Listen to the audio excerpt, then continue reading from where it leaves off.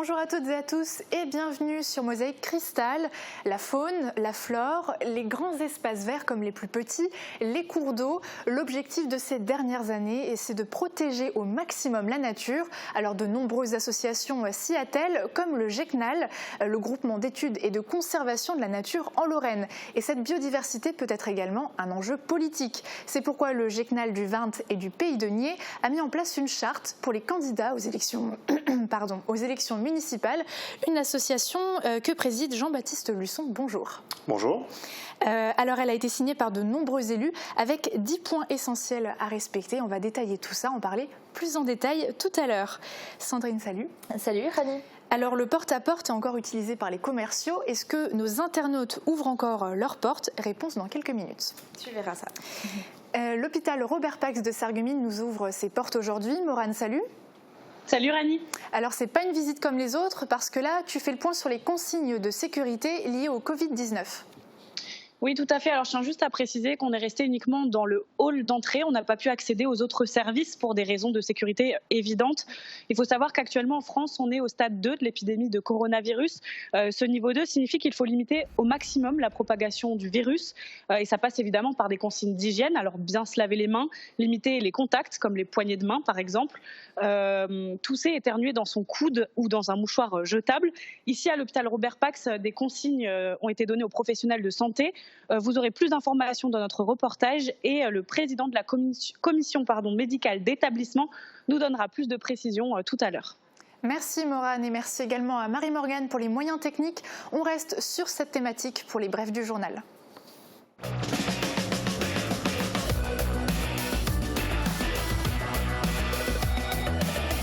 Les crèches de l'agglo éveillent la petite enfance et facilitent la vie des actifs. Quelques précisions à l'approche des élections municipales sur les mesures de prévention liées au coronavirus. Les bureaux de vote seront régulièrement nettoyés, aérés et des sanitaires avec savon et essuie-mains jetables seront mis à disposition et renouvelés. Les isoloirs seront ouverts et orientés vers le mur pour éviter de toucher le rideau. Pour plus d'hygiène, veillez à utiliser vos propres stylos, noirs ou bleus, et lavez-vous les mains en entrant et en sortant du bureau de vote. Face au Covid-19, l'hôpital Robert Pax se tient prêt à accueillir des malades de Moselle et d'Alsace. Une demande qui vient de l'ARS de la région Grand Est. 2 lits ont déjà été réquisitionnés au 4e étage, mais il pourrait y en avoir plus si besoin. Les cas suspects sont déjà pris en charge aux urgences dans une salle dédiée. Pour l'heure, aucun cas n'a été diagnostiqué dans cet hôpital. Schorbach et les communes à proximité retrouvent un peu de dynamisme. De nouvelles professionnels de santé vont s'installer ici. Les locaux de l'annexe des ateliers communaux sont en train d'être aménagés pour recevoir un médecin généraliste et une psychologue. L'ouverture est espérée courant du mois de mars. Contrairement à la friperie Saint-Nicolas, la traditionnelle foire de la mi-carême se déroule toute la journée.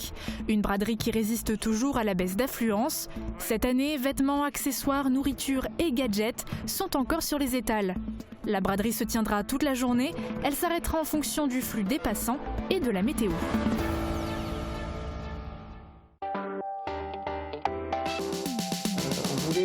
Profiter de ces élections municipales pour faire... Campagne des municipales à Sarreguemines, 5 têtes de liste sur 7 sont à l'écran cette semaine. Après tirage au sort, c'est au tour de Sébastien Ollier pour la liste Lutte ouvrière, faire entendre le camp des travailleurs, avec ses 15 minutes pour convaincre demain sur Mosaïque Cristal. Le ciel est couvert, la pluie est intermittente, les éclaircies sont timides. Bilan mitigé, alors quel est le bilan pour demain ? Avec le Crédit Mutuel, partenaire des grands événements sportifs.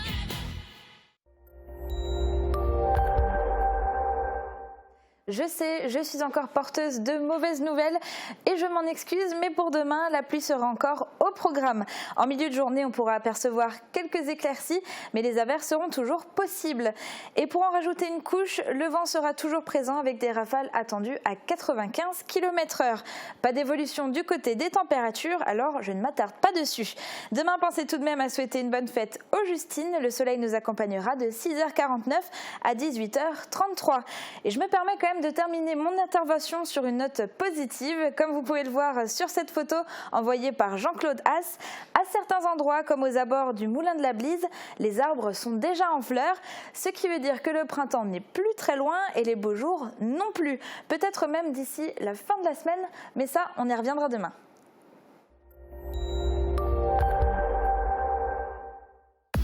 Garde individuelle ou collective de vos enfants, le Pays de Beach, des réponses à tous vos besoins. Covid-19, qu'en est-il des consignes de sécurité données aux hôpitaux? Comment gérer les suspicions de cas? Morane Grancola et Marie-Morgane Lorenz font le point dans ce reportage. Des notes d'information ont été affichées un peu partout dans le hall d'entrée de l'hôpital Robert Pax. De nouvelles consignes de sécurité à destination des visiteurs. L'établissement Robert Pax a anticipé donc les visites, donc limitées à entre 17h et 21h à une personne par patient si possible.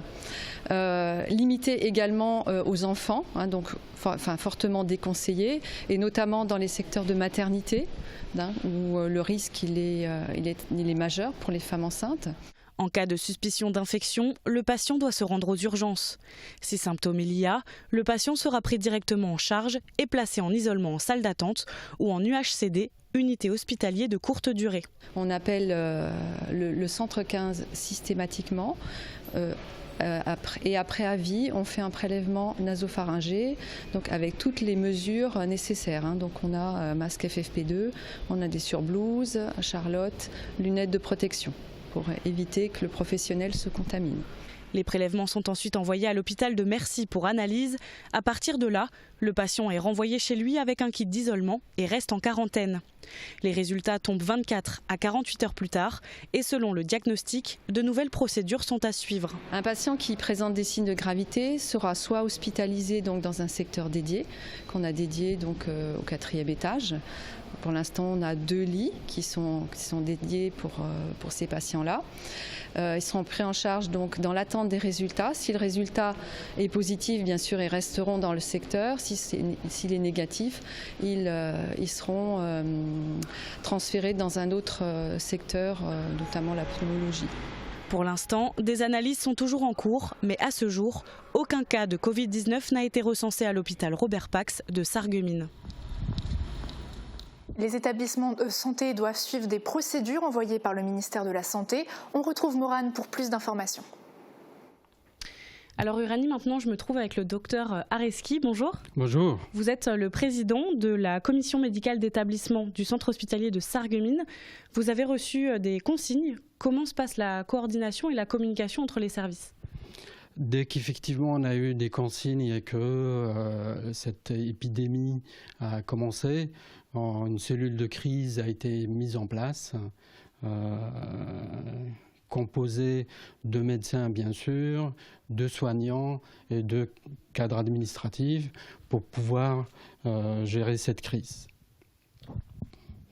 Donc la première des choses, c'est bien sûr repérer les patients à risque et donc dépister les patients qui peuvent être porteurs ou malades de Covid-19. Et actuellement, on est en stade 2. Est-ce que vous êtes déjà prêt à l'éventualité d'un stade 3 ? Donc actuellement, tous les patients dépistés à Sarreguemines, il y en a à peu près une dizaine sont revenus négatifs. Mais par contre, effectivement, cette épidémie va progresser. Et à un moment donné, on sera obligé de prendre en charge des patients beaucoup plus nombreux. Donc à partir de ce moment-là, la cellule de crise a décidé de libérer des lits de médecine et par ailleurs augmenter la capacité en réanimation. Très bien, je vous remercie. Et Uranie, je te rends l'antenne. Et on continue sur le thème de la santé. C'est une grande nouvelle pour Schorbach et les villages aux alentours. La commune va bientôt accueillir 2 professionnels de santé. Les locaux de l'annexe des ateliers communaux sont en train d'être aménagés pour recevoir un médecin généraliste et une psychologue. Reportage de Thibaut Desmerlet. C'est Schorbach qui a été choisi. La commune est en train d'effectuer des travaux d'amélioration dans l'annexe des ateliers communaux. Les locaux abriteront 2 cabinets distincts et accueilleront un médecin généraliste et une psychologue. La construction du bâtiment multiservice l'année dernière a permis de libérer cet espace. Le premier local, de 53 m², vient d'être achevé. Le second, de 26 m², doit être finalisé. Le coût de l'aménagement est estimé à 4 000 €.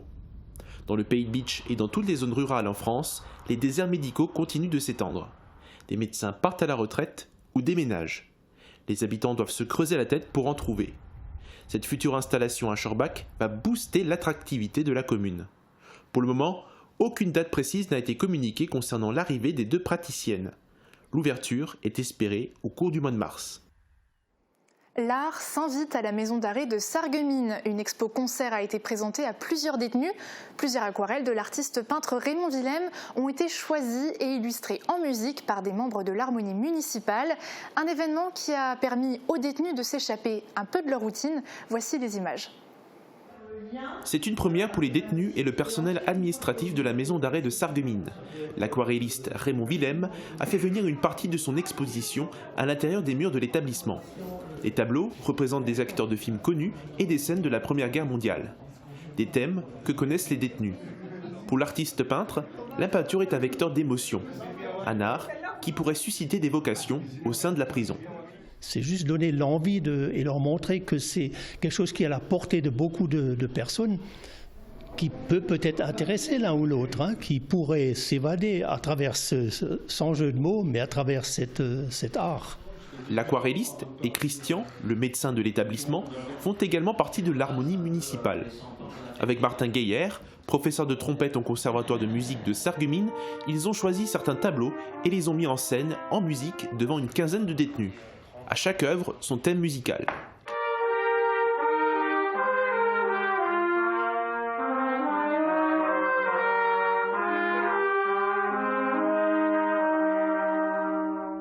Les détenus ont pu ensuite échanger avec les musiciens pour en apprendre davantage sur leur parcours et leurs instruments.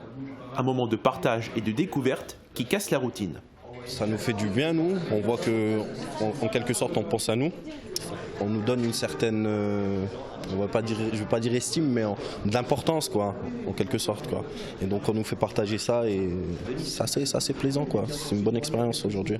Pour la chef de la maison d'arrêt, Nathalie Texera, cette activité de groupe est bénéfique pour les détenus. Je pense que la réinsertion, elle se fait à travers justement ces moments de partage. C'est aussi ça, c'est dire, on peut être ensemble, on peut, à travers l'art, à travers quel que soit le type d'art, la forme d'art, on peut essayer de se parler, de bien vivre ensemble. Une initiative qu'elle souhaite développer par la suite. Un atelier de peinture aquarelle est déjà programmé ce vendredi 13 mars à 14 h, animé par Raymond Willem.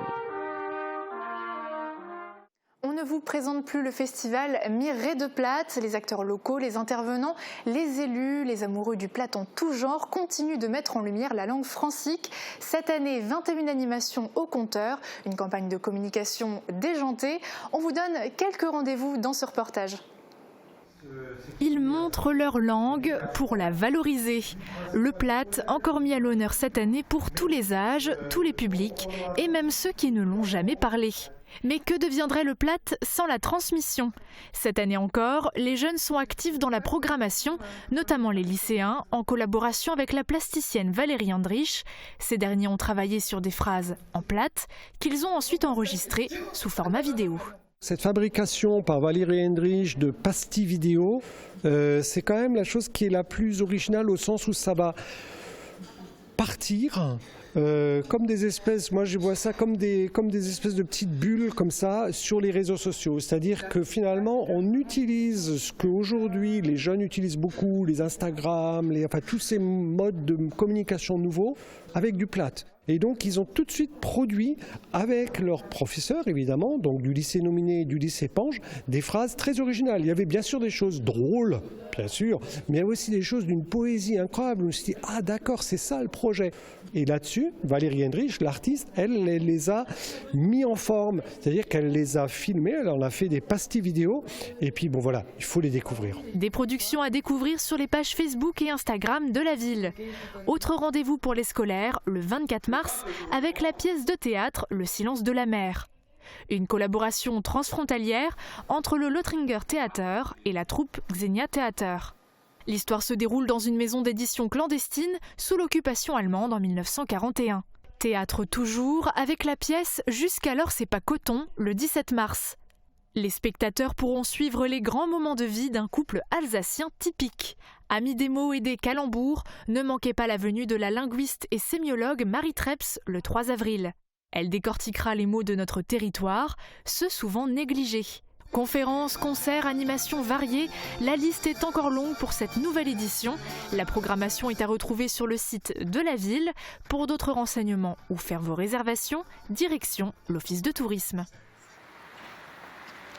Et une première exposition est déjà à découvrir au musée de la Fayence. Elle s'appelle Scènes de vie d'Alsace, où plus de 150 objets ont été décorés par Henri Lou. La biodiversité, un enjeu majeur et parfois politique, d'où la création d'une charte par le GECNAL. Son président nous donnera plus d'infos juste après la pub. Nos internautes ont encore fait couler l'encre pour la question du jour sur Facebook. Et Nicole Muller-Becker aura également 15 minutes pour vous convaincre avec son programme en fin d'émission. A tout de suite. Information coronavirus. Pour vous protéger et protéger les autres du coronavirus, adoptez ces gestes simples. Lavez-vous très régulièrement les mains ou utilisez une solution hydroalcoolique. Toussez ou éternuez dans votre coude ou dans un mouchoir. Utilisez des mouchoirs à usage unique, puis jetez-les. Saluez sans serrer la main et évitez les embrassades.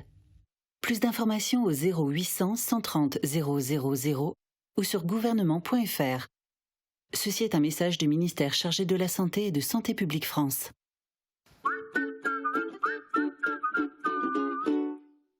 À l'occasion de la Journée nationale de l'audition le 12 mars, AVS Audition vous propose un dépistage gratuit sur rendez-vous tout le mois de mars. En plus, jusqu'au 30 avril, profitez de 300 € offerts pour l'achat de 2 aides auditives de la gamme Confort et Premium. Rendez-vous dans votre centre de santé à Morsbach ou par téléphone au 03 87 87 03 71. AVS Santé, notre métier, vous accompagner.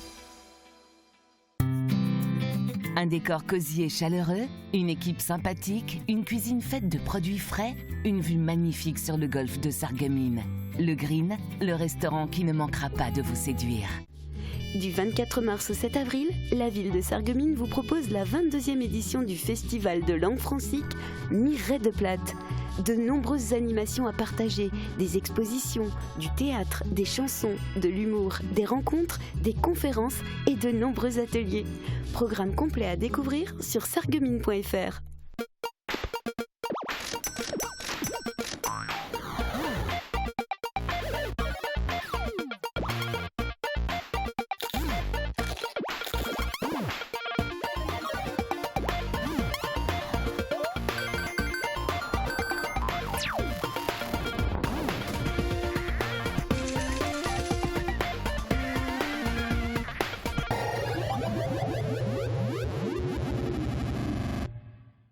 Soyez curieux, découvrez la nouvelle saison culturelle 2019-2020 au Pays de Beach. Au programme, des artistes de renom, des concerts et des spectacles empreints d'humour, de rêve et de magie.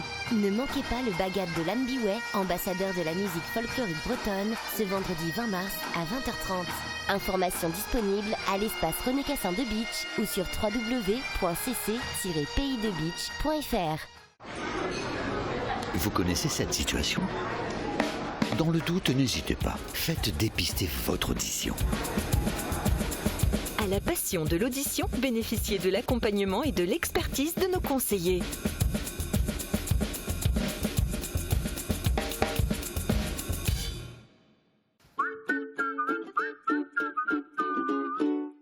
Vendeurs en porte-à-porte, comment les accueillez-vous? Est-ce que vous leur ouvrez? Est-ce que vous avez déjà acheté un produit de cette manière?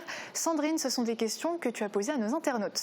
Oui, et ils ont été nombreux à répondre qu'ils ne leur ouvrent pas la porte. Alors Isabelle, par exemple, nous écrit « Je n'ouvre jamais, j'ai pas de temps à perdre avec ces gens-là, et surtout qu'aujourd'hui, on ne peut vraiment plus leur faire confiance. » Annelise nous dit « Avec les temps qui courent, je n'ouvre plus, je regarde plutôt par la fenêtre avant. » Et pour d'autres, d'autres, même pas besoin de regarder par la fenêtre comme Patricia qui laisse son chien Falco les dissuader de venir.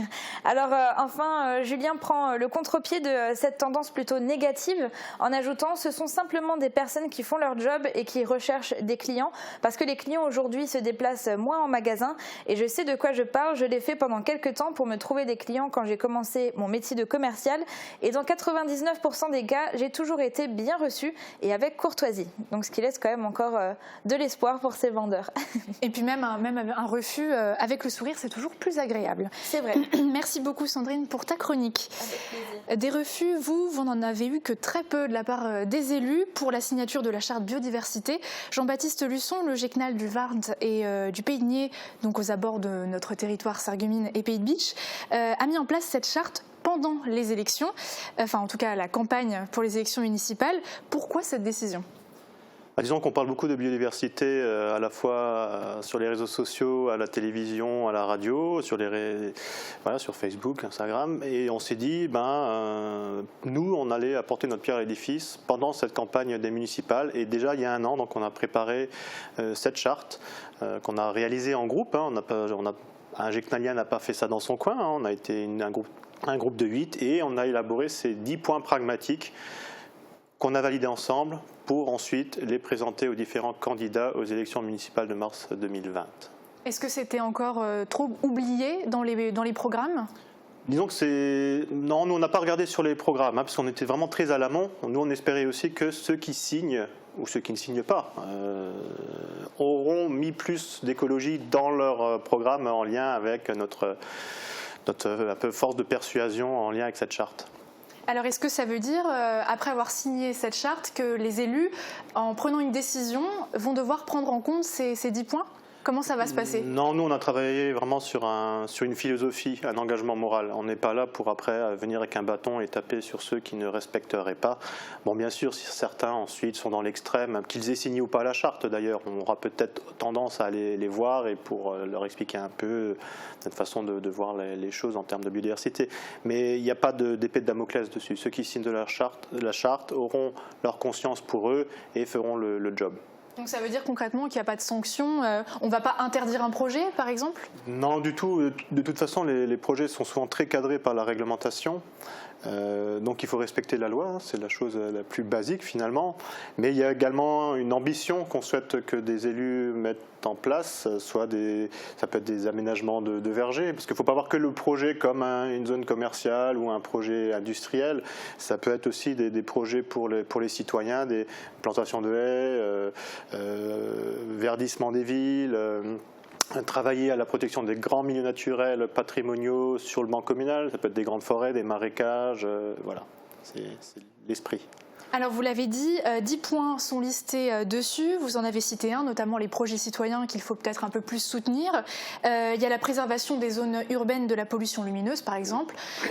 Concrètement, ça va signifier quels projets, quelles actions sur le terrain ? Est-ce qu'il y a des choses qui sont plus ou moins faciles à faire sur le court terme ? Ce qui est facile souvent, c'est de planter un verger, verdir une place. Ce qui est beaucoup plus compliqué, c'est en lien avec le monde agricole, puisque les maires sont aussi des ambassadeurs, finalement avec leur écharpe tricolore, des ambassadeurs de messages, et ils peuvent passer le message de la biodiversité, et ça passera par des changements aussi en milieu agricole, en milieu forestier, pour développer une agriculture un peu plus extensive. On ne dit pas que tout est facile, c'est pas facile, c'est compliqué, mais il faut que l'élu fasse sa part, et je pense que tout le monde travaille un peu dans la même direction sur ce sujet-là. Sur votre territoire, donc Var et Pays de Nied, c'était devenu urgent de mettre en place certaines choses, d'améliorer, et est-ce que cette charte biodiversité va changer quelque chose finalement ? Je ne pense pas qu'on va révolutionner les choses. Disons que nous, on a apporté notre pierre à l'édifice, et je pense qu'il y a quand même, on a signé une 50aine de chartes avec des élus qui ont, ici dans la majorité, qui ont conscience des enjeux. Ils ont aussi conscience des difficultés à faire avancer les choses. Moi, je pense qu'un mandat, c'est 6 ans. Il y a après, il y a l'avenir aussi qui nous le dira. Mais je pense qu'il y aura des choses qui seront faites concrètement sur le terrain. Ça peut être d'implanter des nichoirs dans des bâtiments, des choses toutes bêtes. Ça peut être surtout de solliciter, à chaque fois qu'on porte un projet, solliciter les personnes qui savent. Souvent, les élus, c'est humain. ont tendance, une fois en place, de croire... ils veulent donner l'impression de tout savoir. Je pense que l'idée aussi, c'est de solliciter les naturalistes et les écologues et les personnes qui savent un peu, connaissent les choses, connaissent le métier. Alors d'ailleurs, sur notre territoire aussi, il y aurait des choses à préserver. Alors pas de charte à l'horizon pour notre territoire, mais Armand Vernet, qui est le président du GECNAL de notre secteur, a répondu à quelques-unes de nos questions par téléphone ce matin. Alors il souligne les efforts déjà que vous avez faits avec cette charte biodiversité, mais aussi les efforts qui ont été faits durant plusieurs années, notamment dans le Pays de Bitche. Mais il parle d'une certaine bipolarité avec les environs de Sarreguemines, parce qu'il y aurait plus d'urbanisation. Il a cette impression qu'il manque par exemple de réserves naturelles, des sites dits protégés. Il a tout de même souligné que Ypelin était la première commune de Moselle à obtenir le label Natura 2000. C'est quand même quelque chose qu'il faut souligner. Pour vous, est-ce que cette bipolarité, elle se ressent dans plusieurs des territoires ? Oui, forcément il y a toujours une bipolarité, mais ça dépend aussi de notre environnement. C'est-à-dire que le Pays de Bitche est resté très forestier. Donc l'agriculture beaucoup plus extensive, en lien avec les contraintes environnementales finalement, alors que Sarreguemines, on est plus dans des zones de plaine avec une agriculture plus forte, le canal, la Moselle, donc une industrie et une urbanisation beaucoup plus importante.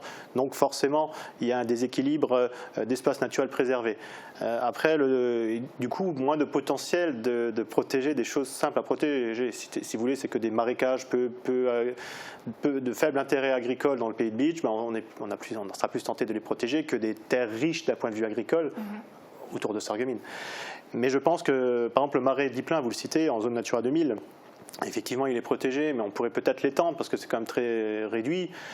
Et puis mettre des actions dessus parce que finalement, il est assez en dormance, il n'y a rien qui s'y passe, il n'y a pas de volonté d'en faire la promotion au profit des habitants. Je suis sûr qu'une grande majorité des habitants du secteur de Sarreguemines ou même d'Ypelin ne connaissent même pas l'existence de cette zone Natura 2000. Alors, est-ce qu'on peut dire qu'il y a quand même de l'espoir que cette charte-là puisse engranger de beaux projets ? Nous, on a toujours de l'espoir que les choses aillent dans le bon sens, sinon on ne ferait pas ça. C'est 50 chartes de signer, c'est en gros par charte, le temps des déplacements, la signature des discussions, c'est plus de 100 heures de travail bénévole.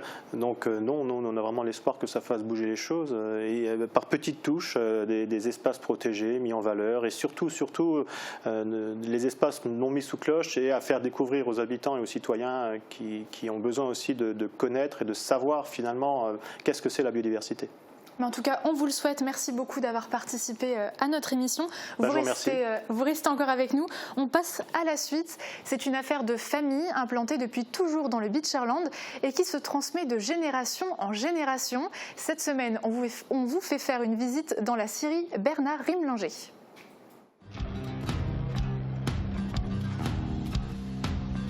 Bienvenue à la scierie Bernard Rimlinger à Montbronne. Créée dans les années 1930 par Nicolas Rimlinger, reprise en 1967 par son fils Joseph, puis transmise en 1994 à son propre fils Bernard. Aujourd'hui, elle est en cours de transmission au dernier représentant de la génération et donc, pour résumer simplement, c'est une entreprise familiale et qui le reste. Spécialisée dans le sciage de résineux et la charpente traditionnelle, l'entreprise propose aujourd'hui des poutres, des poutrelles, des lattes, des planches, mais également la pose de charpente. Pas de bois de chauffage donc, tout est orienté pour la construction, l'activité charpente comme scierie représentant chacune 50% du chiffre d'affaires. Mais la particularité de la scierie Rimlinger, c'est aussi et surtout une démarche éco-responsable. Nous nous approvisionnons en local, dans les forêts principalement de Saint-Louis, Bitche, proche Alsace. Notre bois vient de forêts gérées durablement et comme nous nous approvisionnons dans les 30 km autour de l'entreprise, on n'a pas beaucoup d'émissions de CO2 dues au transport. Éco-responsable et moderne puisque l'entreprise investit dans du matériel afin de toujours satisfaire les besoins de sa clientèle et de façonner par exemple une centaine de charpentes par année. Donc nos clients sont principalement des particuliers, des entreprises de construction ou des couvreurs. Nos équipements nous permettent d'être très réactifs, notamment avec la commande numérique et la scie à ruban qu'on a récemment achetée. Pour l'avenir, nous souhaitons pérenniser notre entreprise et acquérir du nouveau matériel, notamment une raboteuse 4 passes. Une affaire de famille qui se rapproche donc du siècle d'existence et qui est partie pour durer. En tout cas, on touche du bois.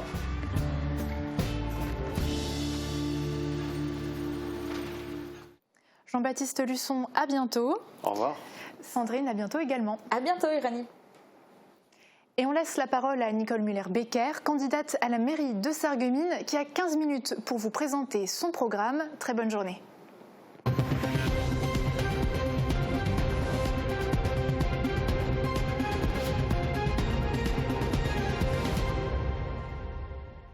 Nicole Muller-Becker, bonjour. Bonjour Francis. Alors qu'est-ce qui vous a poussé à créer une liste ici à Sarreguemines ? Sarreguemines est un tournant de son histoire. Le maire actuel, après 3 mandats, décide de ne plus se présenter. On peut faire soit le choix de la continuité, on fait les mêmes projets, on est dans l'ombre du maire, on utilise la même façon de gérer la ville. Soit, et c'est ce choix audacieux et courageux que j'ai fait, de faire le choix du renouveau. Et ce choix-là, je l'ai fait, j'ai décidé d'être dans ce renouveau pour les Sarregueminoises et pour les Sarregueminois. Et ce renouveau, je veux le vivre à travers les projets nouveaux que je vais porter et également à travers une méthode qui est une méthode de gouverner la ville différemment. Et cette méthode, pour moi, est simple, c'est écouter, c'est agir, c'est rendre compte. Alors sur quels critères est-ce que vous avez bâti votre liste ? Finalement, quels sont les profils retenus ?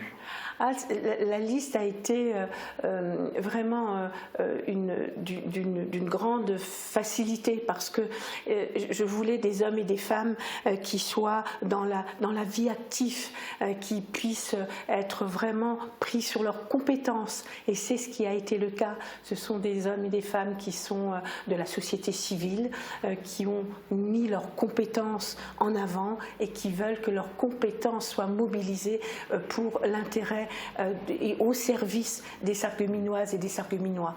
Et ce sont des gens qui sont très engagés dans la vie de Sarreguemines, qui aiment Sarreguemines, qui vivent Sarreguemines et qui sont de la société civile, comme je l'ai dit. Ce sont des gens qui sont issus du monde de l'entreprise, du monde associatif, du monde sportif, du monde médical, mais ce sont aussi des jeunes étudiants, ce sont aussi des aînés, des retraités, et ce sont surtout aussi des employés de commerce qui ont décidé d'être la représentativité de la population sarregueminoise. Et surtout, et qui ont fait aussi ce choix du renouveau. Ils m'ont dit, nous voulons porter ensemble ce choix de porter de nouveaux projets ensemble, et c'est une équipe qui se présente aux Sarregueminois. Alors en matière d'aménagement urbain, quelles sont vos propositions, vos projets ? Qu'est-ce qu'on veut pour la ville de Sarreguemines ? Que la ville soit belle, que la ville soit sûre, que la ville soit propre et que l'on porte des projets qui parlent aux citoyens. Quand je dis une ville sûre, je veux augmenter la présence de la police nationale et surtout municipale, bien évidemment, dans la ville. Je veux mettre des caméras et des vidéosurveillances plus dans des points sensibles, mais également permettre un éclairage différent dans ces endroits-là pour que les gens se sentent en sécurité. Je veux aussi des choses très pragmatiques et très pratiques, des trottoirs et qui permettent aux gens de mieux circuler. Parce qu'on n'a pas été dans ce sens-là. Je veux également une ville qui soit plus adaptée, plus belle. L'embellissement, pour moi, passe aussi par un vrai plan façade, pour que ces façades ternes qui sont notamment dans le centre-ville soient effectivement plus lumineuses et plus adaptées à la modernité de notre ville. Mais je veux également que des places soient rénovées. C'est aussi ça l'aménagement du territoire. Par exemple, je prends la place de Velfardin, qui est la place de Chanoine-Kirch, on va effectivement la rénover. La place qui est la zone piétonne, une rénovation complète avec du mobilier urbain, des bancs, un embellissement, pour qu'il y ait justement du flux qui vienne, du monde qui vienne dans la vie et que ce soit convivial. Je prends la place où il y a l'ancien match. Rénovation de cette place avec un réaménagement l'aménagement du parking, mais aussi cette verrue, ce bâtiment qu'on a laissé complètement à l'abandon, je veux le transformer, je veux en faire une halle couverte qui soit polyvalente. Un marché couvert, peut-être des expositions, peut-être aussi un marché bio. Je veux partir également sur une ville qui soit adaptée pour nos seniors. Je me pose la question, le conservatoire doit-il rester là? Peut-être trouver avec la casque un nouvel emplacement et transformer le bâtiment pour nos seniors, adaptés à leur possibilité de vivre en plein centre-ville. C'est aussi créer des services de proximité pour ces seniors. Pourquoi pas?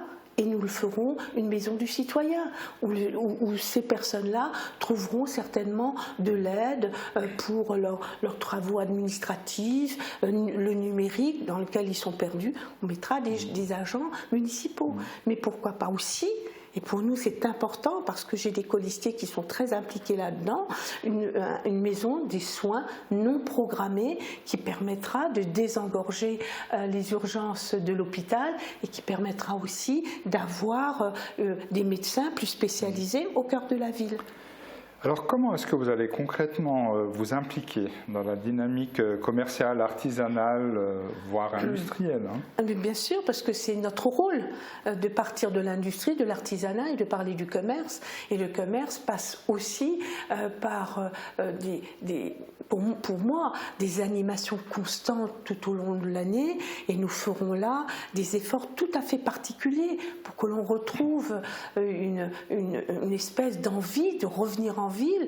Et quand cette envie est là, les gens retourneront dans les commerces. Mais c'est aussi mettre à la disposition des commerçants une application qui sera une application toute simple qui leur permettra de vendre leurs produits, de se faire connaître, mais gratuitement par l'application de la municipalité. C'est aussi travailler sur les loyers, puisque nous savons que nous avons besoin de loyers plus modérés. On a beaucoup de cellules vacantes. Je m'impliquerai à ce niveau-là avec aussi un travail complémentaire avec la communauté d'agglomération et avec des fonds dédiés à ce niveau-là. C'est aussi avoir au niveau industriel une vision territoriale et impliquer là la région pour que entre la région, un territoire et une ville, il y ait une vraie complémentarité sur des projets que nous voulons porter. Alors, dans le domaine de l'éducation et des jeunes, alors quels sont vos projets ? La jeunesse nous tient à cœur. Je crois que je l'ai toujours dit, que ce soit les enfants, nous voulons absolument mettre en place une crèche pour les enfants qui sera au centre-ville. Nous voulons également, c'est important, cette notion d'attention à la petite enfance. Nous voulons aussi, parce que ça n'a pas été fait pendant longtemps, les bâtiments scolaires ont été laissés. Là aussi, on n'a pas mis le budget nécessaire. Nous voulons les rénover. Nous voulons également avoir une attention particulière sur l'éducation, au bien manger, à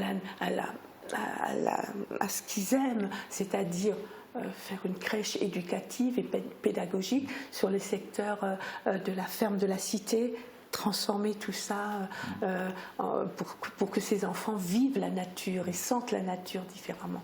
Et puis on mettra également en place un beau parc de loisirs pour leur permettre d'avoir aussi là une possibilité de s'épanouir, de jouer, de trouver du bonheur dans un parc qui sera un parc culturel, un parc de loisirs, mais aussi un parc écologique.